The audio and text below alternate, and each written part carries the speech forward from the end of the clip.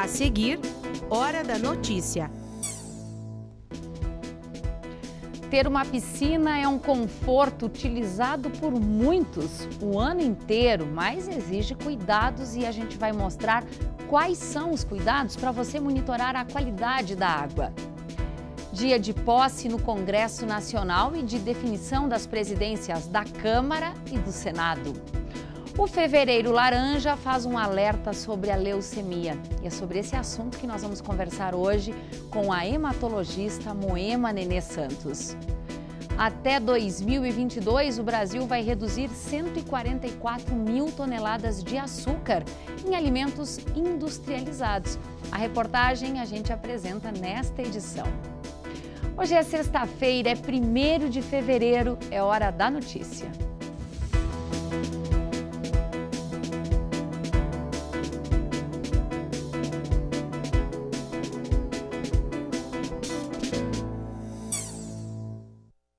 Até um tempo atrás, piscina era sinônimo de lazer apenas no verão. Hoje é um conforto utilizado por muitos o ano inteiro. Seja ela de concreto, de fibra, de plástico, mas exige sempre um cuidado com relação à qualidade da água. É aqui no pátio da casa de seu Ademir que está a alegria da família nesses dias quentes de verão. Ele monta essa estrutura que fica de novembro a março. Nesse local, a piscina recebe 27 mil litros de água e tem uma profundidade de 1,20 m. É de plástico, resistente e desmontável. Já faz mais de 5 anos que a gente adquiriu a piscina e fomos melhorando o espaço para a gente poder se divertir, receber os amigos, né, de uma maneira que ficasse agradável, né, e que a gente pudesse aproveitar melhor, né. Então a gente foi adaptando o espaço.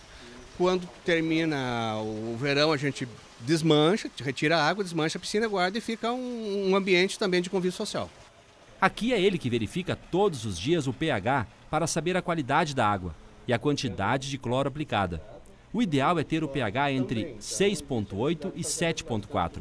É o Ademir quem controla os produtos que devem ser utilizados. O cuidado que a gente tem com a piscina é o mesmo que em qualquer outro local onde se tem uma piscina, mesmo nos outros clubes, né? Porque se tem que manter a qualidade da água, né? A outra questão é a incidência de mosquitos, né? Que a gente tem que manter, e a própria questão de não ter contaminação. Então, usados produtos como cloro, basicamente, né?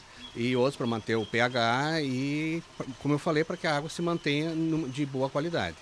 Em Passo Fundo, essa empresa trabalha com o planejamento, a elaboração e a execução de piscinas. Fornecem os produtos químicos necessários para a limpeza, além de equipamentos para a função. O cloro é dosado manualmente, claro, todo um cuidado, né, com luva de proteção, cuidar para não respingar, largar devagar na água. Então tudo isso são etapas que a gente tem que ter um cuidado e dosando na medida certa o cloro. Com os produtos químicos, a pessoa tem que saber a quantidade que será colocada. Cássio explica que são 4 gramas de cloro para cada 1.000 litros de água. Então, uma piscina de 10 mil litros vai receber 40 gramas de cloro. Uma outra alternativa para quem busca um pouco mais de conforto é ter um gerador de cloro. É esse aparelho que protege a qualidade da água, através da colocação de sal na piscina, sal sem iodo, que irá se transformar em cloro. Tu bota o sal na água, ao passar pelo gerador, ele transforma em cloro. E o robô faz a limpeza, que deveria ser manual, o robô faz automaticamente. Então tudo isso são elementos que facilitam a vida do usuário, do nosso cliente, que ele não precisa estar todo dia ali clorando a piscina e fazendo a limpeza manualmente. Para adquirir esses aparelhos, você vai precisar desembolsar uma boa quantidade de dinheiro. O gerador de cloro custa cerca de R$5.000, como o robô para limpar a piscina, que está no mesmo valor. Já o kit básico de cloro e algicida, para combater as algas que se formam na água com o tempo, você vai gastar em torno de R$400. Tudo para dar mais qualidade à água. A água bem tratada, com os produtos bem dosados, a água fica então própria para banho e com isso traz um bem-estar para a família e para o usuário da piscina, né?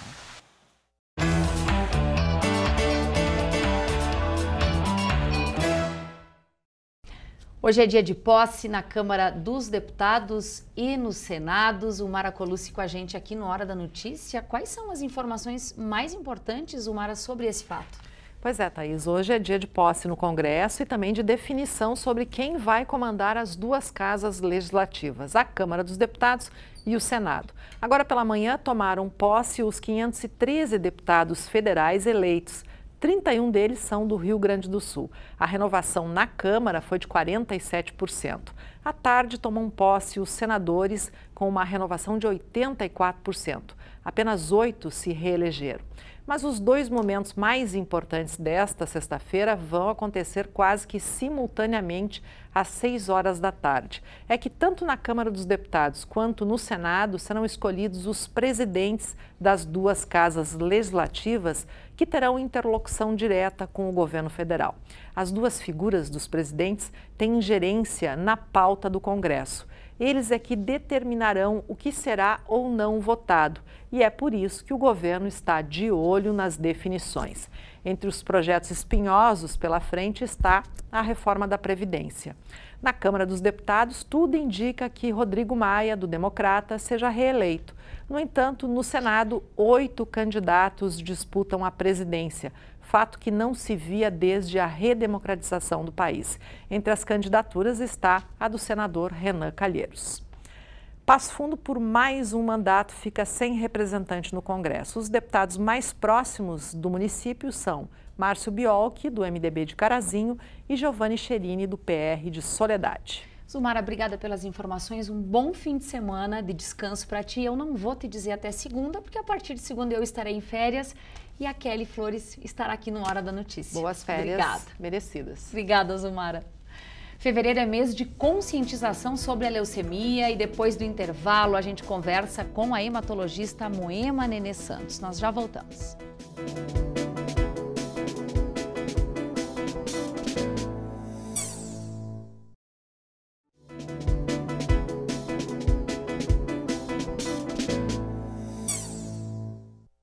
De acordo com o INCA, o Instituto Nacional do Câncer, agora em 2019, mais de 10 mil pessoas podem ser diagnosticadas com leucemia no Brasil. É bem equilibrado o número entre homens e mulheres.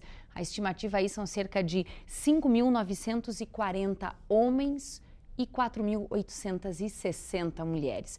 Os dados são preocupantes, por isso o mês de fevereiro faz um alerta sobre a doença com o Fevereiro Laranja. E a UPF-TV, é claro, já entra também nesse movimento de alerta. A hematologista Moema Nenê Santos é a nossa convidada aqui no estúdio. Doutora, seja sempre muito bem-vinda, é um prazer para a gente lhe receber aqui. Eu que agradeço o convite, né, e poder estar esclarecendo um pouquinho sobre a leucemia, enfim. Pois é. A gente já quer começar o mês fazendo essa mobilização e esse alerta à população.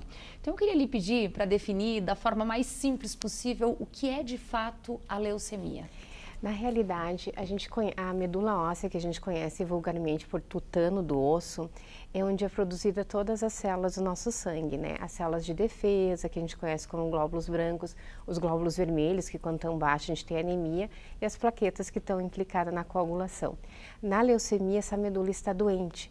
Então, é uma proliferação desordenada de células doentes e daí vão prejudicar a produção das outras células sadias para exercer suas funções, enfim. Quais são os tipos de leucemia? A gente vê criança com leucemia, adulto com leucemia. Isso implica também em tipos diferentes da doença?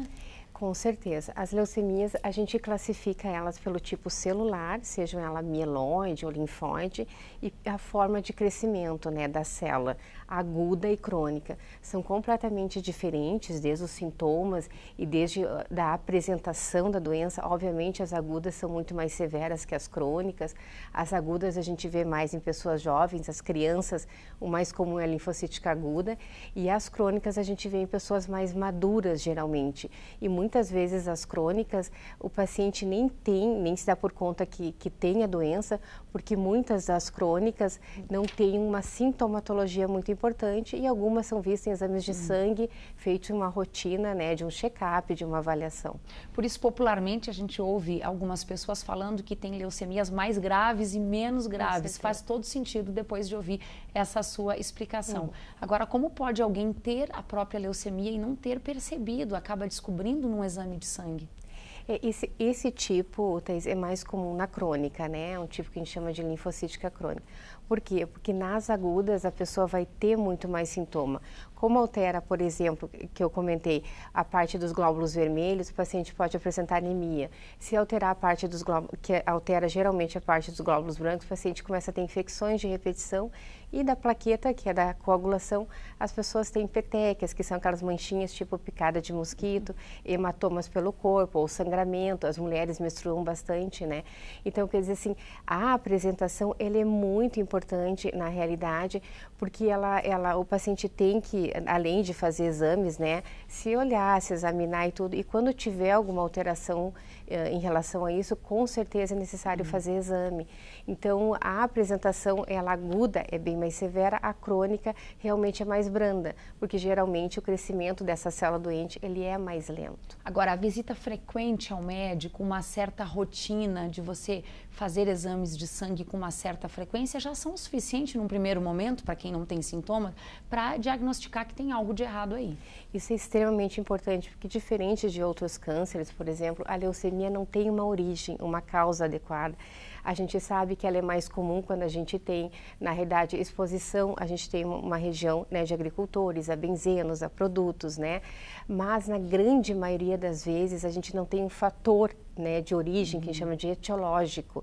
Obviamente que alguns quadros infecciosos, algumas doenças genéticas são mais preponderantes e predispõem à doença, mas não necessariamente. Na grande maioria dos agudos, por exemplo, o paciente não tem nenhuma história e nenhum fator de risco importante. Doutora, só para a gente concluir, o tratamento evoluiu muito nos últimos tempos, como a medicina por completo. Não, hoje o tratamento da leucemia é extremamente variado, desde tratamentos quimioterapia, imunoterapia, transplante de medula em alguns casos, mas muitos, por exemplo, das crônicas, o tratamento é oral e em casa, né, domiciliar. Então, por isso que é importante não ter o medo, tirar, né, perder esse estigma da doença, do nome, né, leucemia, porque muitas vezes são doenças extremamente tratáveis e curáveis, né, e que o paciente pode ter ou de forma crônica, conviver com ela e não morrer dela. Então, isso é importante, as pessoas terem essa noção. Doutora, muitíssimo obrigada pelas informações. Eu acho que a gente já cumpre um pouco do nosso papel, levando a prevenção nesse mês que está só começando e que pede que as pessoas fiquem atentas a isso também. Muito obrigada, um bom fim de semana. Obrigada. Olha, e depois do calorão dos últimos dias, a previsão é de um refresco para o fim de semana. Hoje tem previsão de temporais em várias regiões aqui do estado. Nós vamos ver então como fica o tempo.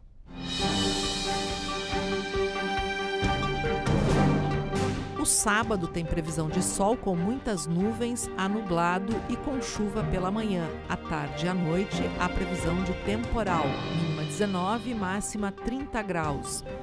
No domingo também tem previsão de chuva, já pela manhã, seguindo à tarde e à noite, mínima 16 e máxima 20 graus. E olha, nesse fim de semana tem um evento destinado a jovens atores de Passo Fundo e da região, com uma programação extensa no SESC. Presta atenção nesse convite. Olá pessoal, eu sou o professor e diretor Felipe Lemos e estou passando para deixar um convite muito legal do Cine Connection 2019 que vai acontecer nesse sábado em Passo Fundo, no Teatro do Sesc. Apenas 1 quilo de alimento, muito legal para você que gosta de debater TV, cinema e teatro. É um convite único. Lembrando que vamos ter palestras presenciais e também por videoconferência de todo o mundo. Vamos ter Brasil, Portugal, Estados Unidos e muito mais. E lembrando mesmo, é apenas 1 quilo de alimento. Não percam! E até 2022, 144 mil toneladas de açúcar devem ser reduzidas em alimentos industrializados aqui no país. Isso porque o governo assinou no último mês um acordo com a indústria de alimentos. A redução está prevista para 5 tipos de alimentos. Reveja na reportagem. Você já se perguntou quanto de açúcar consome por dia? E não vale somente contar esse que você adiciona nos alimentos. Tem que contabilizar também o que está presente nos alimentos que você compra na prateleira do mercado. É que o brasileiro consome, em média, 80 gramas de açúcar por dia, o que equivale a 18 colheres de chá. Destes, 64% é de açúcar adicionado ao alimento. Os outros 36% é o açúcar presente nos alimentos industrializados. Os dados são do Ministério da Saúde e revelam o quanto é importante ficar de olho no que muitas vezes passa despercebido: o rótulo. Não para uma neurose de ficar o tempo todo só olhando tudo, eu vou comer tudo, tem que olhar detalhado. Não é nem o contexto calórico, e sim o contexto dos ingredientes que contém nesse alimento. É neste ponto que as pessoas se perdem, que às vezes vai olhar o rótulo, olha direto na caloria. Ah, mas eu estou controlando minhas calorias. Caloria é um detalhe. O mais importante é o nutriente que nesse alimento contém. E pensando em reduzir o açúcar dos alimentos industrializados em um prazo de 4 anos, o governo fechou um acordo com a indústria alimentícia para diminuir esses níveis em até 140 mil toneladas. Nesse caso, os bolos com 32,4%, as misturas para bolos com 46,1%, as bebidas açucaradas 33,8%, os produtos lácteos 53,9%, os achocolatados 10,5% e os biscoitos, que são campeões no nível de açúcar, 62,4%. Pensando que tem essa redução, eu posso comer mais. Ah, vai reduzir um pouco desse açúcar, então eu posso aumentar a minha quantidade. Não, é justamente o contrário, que reduzindo no preparo desses alimentos processados e ultraprocessados, quem consome esse tipo de alimento reduz um pouco. Que aí está relacionado à obesidade, à diabetes e às comorbidades, triglicerídeos, enfim, e tudo mais. A partir do momento que você diminui isso, você precisa repensar estratégias para verificar se o produto realmente vai continuar com aquele prazo de conservação inicialmente definido. Aí o outro aspecto é o da industrialização mesmo, dentro da indústria. Quando você modifica a quantidade de açúcar, e não é só a quantidade, é o tipo de açúcar também. E com isso vai modificar dentro na indústria, nos equipamentos, vai haver necessidade de haver modificação. Então tudo isso tem que ser revisto e bem adequado na indústria.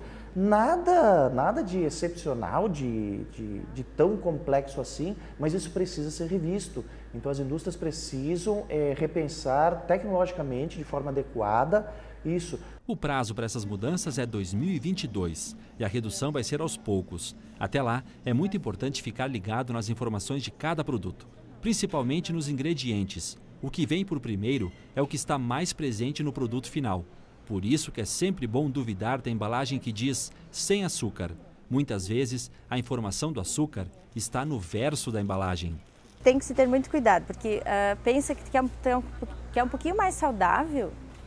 Bom, então eu vou comer essa bolachinha porque é um pouquinho mais saudável. Porém, nem sempre ela é tão saudável assim. O que é necessário, então é onde as pessoas consomem bastante, né? As bolachas, refrigerante, os sucos, que também há uma distorção, acha que tem menos açúcar e às vezes tem até mais, porque não é um suco feito na hora, né? Todos os empacotados, que duram um tempo, para durar mais tempo sem ter o comprometimento na estrutura, ele precisa de um adicional químico maior também. Então o açúcar está para a conservação e esse é o ponto, de reduzir numa proporção em que não vai comprometer a conservação e que reduz um pouco no consumo para as pessoas, né? A ideia é que o setor produtivo possa contribuir para a redução do consumo de açúcares pela população brasileira para menos de 10% do total das calorias diárias ingeridas. Mas, quando se trata de saúde, de nada adianta pensar nessa redução quando os hábitos dentro de casa não mudam. Então, a adição de açúcar no café, a adição de açúcar em alguma outra refeição ou coloca em cima, isso é cultural, porque o consumo, embora se faça toda uma demonização de que as bolachas, os refrigerantes, isso tudo são o mal da humanidade, 2/3 do consumo de açúcar vem da adição do açúcar que a gente faz na nossa casa. Então isso é importante de rever, porque não vai adiantar nada diminuir em 10%, 15% a quantidade de açúcar nos alimentos industrializados se não houver a diminuição efetiva do consumo de açúcar em casa. Essas foram as informações de hoje. As nossas principais notícias estão no programa A Semana. É hoje às 11 da noite e aí tem amanhã e domingo às 7 horas da noite. O Hora da Notícia volta na segunda-feira ao 12h30 ao vivo. Um ótimo fim de semana.